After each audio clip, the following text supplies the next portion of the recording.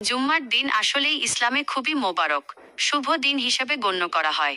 এটি মুসলিমদের জন্য ঈদের মতো, যেদিন আল্লাহ তায়ালা তার বান্দাদের উপর বিশেষ রহমত বর্ষণ করেন। জুম্মার নামাজের অনেক সওয়াব রয়েছে।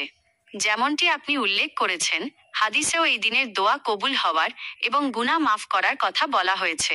এই দিনটি মুসলিমদের জন্য নিজেদের গুনাহ থেকে তওবা করার এবং আল্লাহর কাছাকাছি হওয়ার একটি চমৎকার সুযোগ দেয়।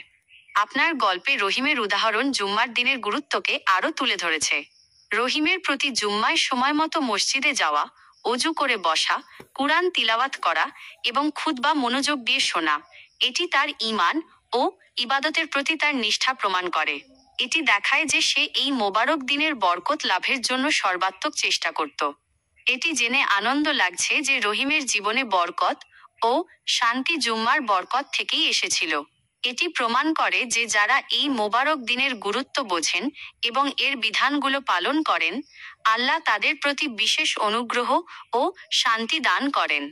জুম্মা শুধু একটি নামাজের দিন নয়, বরং এটি মুসলিমদের জন্য ইবাদত, দোয়া এবং আল্লাহর সাথে সম্পর্ক সুদৃঢ় করার একটি গুরুত্বপূর্ণ সুযোগ। এই দিনটি আমাদের জীবনে ইসলামী নীতিগুলো গ্রহণ করতে এবং আমাদের আত্মাকে পবিত্র করতে সাহায্য করে।